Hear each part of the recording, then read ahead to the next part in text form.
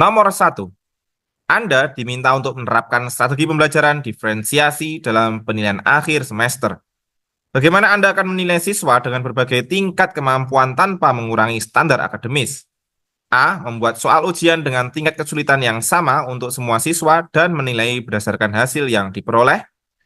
B. Menyusun berbagai jenis soal ujian yang disesuaikan dengan tingkat kemampuan siswa tetapi dengan standar nilai yang sama. C. Memberikan ujian tambahan untuk siswa yang lambat dan menurunkan standar nilai bagi mereka. D. Membuat soal ujian yang berbeda untuk setiap siswa berdasarkan kemampuan mereka masing-masing. E. Menggabungkan nilai proyek, ujian tertulis, dan penilaian proses belajar untuk menilai semua aspek kemampuan siswa. Jawaban yang paling tepat adalah E. Menggabungkan penilaian proyek, ujian tertulis, dan penilaian proses belajar untuk menilai semua aspek kemampuan siswa. Penjelasannya, penilaian beragam memungkinkan Anda untuk mengevaluasi siswa secara lebih holistik dengan mempertimbangkan tidak hanya hasil ujian tertulis, tetapi juga proses belajar dan keterampilan lain, seperti kemampuan berpikir kritis, kreativitas, dan kerjasama. Proyek dapat memberi kesempatan bagi siswa yang lebih cepat untuk menunjukkan pemahaman yang lebih mendalam, sementara siswa yang membutuhkan lebih banyak waktu dapat menunjukkan pemahaman mereka melalui cara lain yang sesuai dengan gaya belajar mereka. Penilaian proses belajar memungkinkan Anda untuk melihat kemajuan individu dari setiap siswa, memberikan penghargaan terhadap usaha, perbaikan, dan partisipasi aktif selama semester. Dengan strategi ini, Anda dapat menjaga standar akademis yang sama, tetapi memberikan kesempatan yang lebih luas bagi semua siswa untuk menunjukkan kemampuan mereka, terlepas dari kecepatan atau tingkat pemahaman awal mereka. 5 pendekatan ini mendukung prinsip pembelajaran diferensiasi dengan tetap memastikan evaluasi yang adil dan komprehensif bagi semua siswa.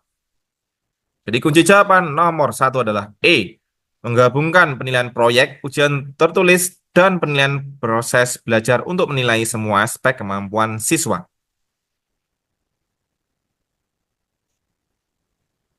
2. Anda mengajar kelas siswa yang memiliki variasi latar belakang sosial ekonomi. Beberapa siswa memiliki akses penuh ke sumber daya pendidikan di rumah, sementara yang lain tidak. Bagaimana Anda menerapkan pembelajaran diferensiasi agar semua siswa memiliki kesempatan yang sama untuk belajar?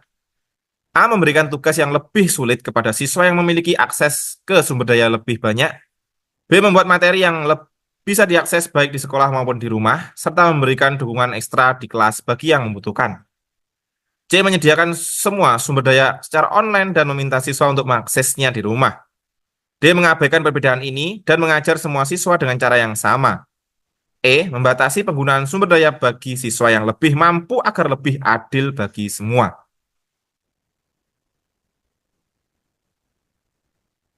Jawaban yang paling tepat adalah B. Membuat materi yang bisa diakses baik di sekolah maupun di rumah, serta memberikan dukungan ekstra di kelas bagi yang membutuhkan.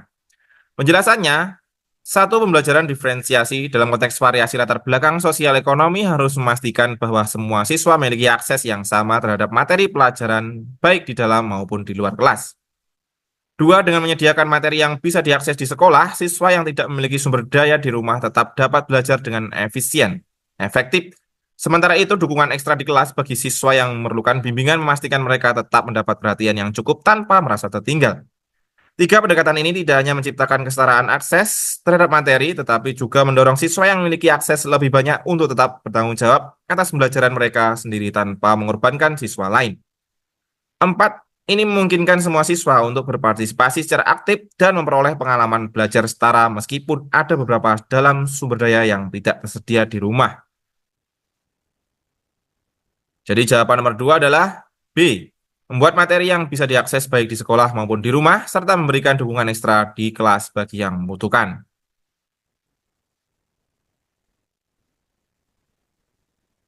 Nomor 3. Seorang siswa di kelas Anda sangat tertarik dengan satu mata pelajaran tertentu, sementara yang lainnya kurang berminat. Anda ingin menerapkan pembelajaran diferensiasi untuk memfasilitasi minat siswa tersebut tanpa mengabaikan siswa lainnya. Apa yang akan Anda lakukan?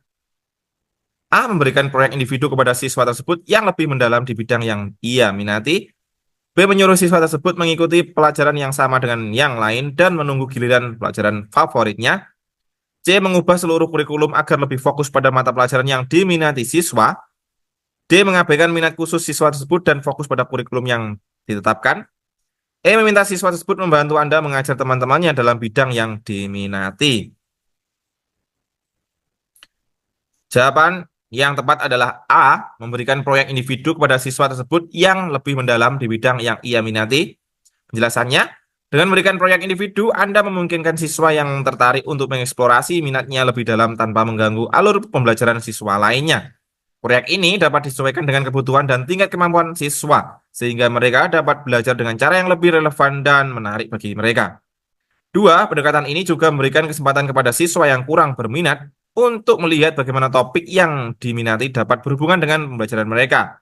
Anda bisa memfasilitasi diskusi atau presentasi di mana siswa yang lebih berminat dapat membagikan pengetahuan mereka kepada teman-temannya, ciptakan suasana belajar yang lebih interaktif. Tiga, dengan cara ini Anda menghargai minat dan bakat siswa tanpa mengabaikan kebutuhan pendidikan siswa lainnya. Ini juga mendorong lingkungan belajar yang lebih inklusif, di mana semua siswa dapat terlibat dan termotivasi. Ini kunci jawaban nomor 2 adalah A. Memberikan proyek individu kepada siswa tersebut yang lebih mendalam di bidang yang ia minati. Nomor 3, jawabannya adalah A.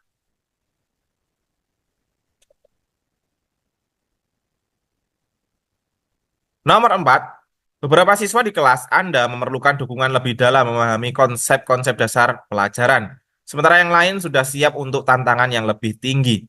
Bagaimana Anda akan menyeimbangkan kebutuhan ini dalam satu kelas dengan pembelajaran diferensiasi? A. Menggunakan pembelajaran kelompok di mana siswa yang lebih cepat bisa membantu teman yang kesulitan. B. Menyediakan materi pelajaran yang lebih sederhana bagi siswa yang kesulitan, sementara yang lain mendapatkan materi yang lebih sulit. C. Fokus pada siswa yang lambat terlebih dahulu dan biarkan siswa yang cepat menunggu. D. Membagi kelas menjadi 2 sesi, satu untuk siswa yang lebih cepat dan satu untuk siswa yang lambat. E. Memberikan tes lebih awal kepada siswa yang cepat dan remedial kepada siswa yang lebih lambat. Jawaban yang paling tepat adalah A. Menggunakan pembelajaran kelompok di mana siswa yang lebih cepat bisa membantu teman yang kesulitan. Penjelasannya, dengan menggunakan pembelajaran kelompok, Anda menciptakan lingkungan yang mendukung kolaborasi antar siswa. Siswa yang lebih cepat dapat membantu teman-teman mereka yang kesulitan, sementara juga memperkuat pemahaman mereka sendiri melalui pengajaran. Dua strategi ini tidak hanya meningkatkan pemahaman konsep dasar bagi siswa yang membutuhkan lebih banyak dukungan, tetapi juga memberikan kesempatan kepada siswa yang lebih cepat untuk berlatih keterampilan interpersonal dan pedagogis. Ini mendorong rasa tanggung jawab dan empati di antara siswa. Selain itu, Anda masih dapat memberikan tugas atau tantangan tambahan untuk siswa yang lebih cepat dalam konteks berkelompok, sehingga mereka tidak merasa bosan dan tetap bertantang. 4, pendekatan ini menciptakan suasana belajar yang inklusif dan kolaboratif, memastikan semua siswa terlibat dan mendapatkan dukungan yang sesuai dengan kebutuhan mereka. Jadi kunci jawaban nomor 4 adalah A. Menggunakan pembelajaran kelompok di mana siswa yang lebih cepat membantu teman yang kesulitan.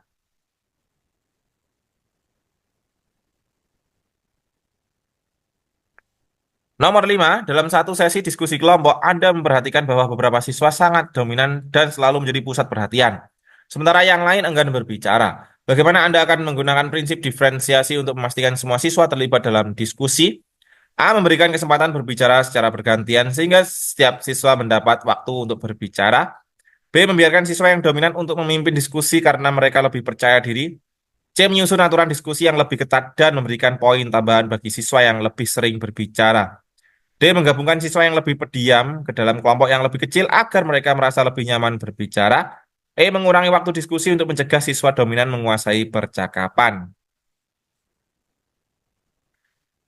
Jawaban yang paling tepat adalah A. Memberikan kesempatan berbicara secara bergantian sehingga setiap siswa dapat waktu untuk berbicara.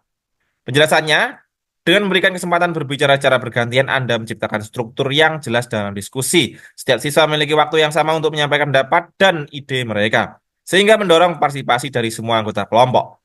Dua pendekatan ini tidak hanya membantu siswa yang lebih pendiam untuk berbicara, tetapi juga mengurangi kemungkinan siswa yang dominan menguasai percakapan. Ini menciptakan suasana yang lebih inklusif dan menghargai kontribusi semua siswa.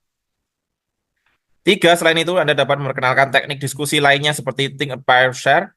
di mana siswa terlebih dahulu berpikir tentang pernyataan, kemudian berdiskusi dalam pasangan sebelum berbagi dengan kelompok lebih besar. Ini memberikan kesempatan kepada siswa untuk mengembangkan pemikiran mereka sebelum berbicara di depan kelas. 4. Dengan cara ini, semua siswa terlibat dalam diskusi secara aktif dan merasa dihargai, menciptakan pengalaman belajar yang lebih menyeluruh dan kolaboratif. Jadi jawaban nomor 5 adalah A. Memberikan kesempatan berbicara secara bergantian sehingga setiap siswa mendapat waktu untuk berbicara.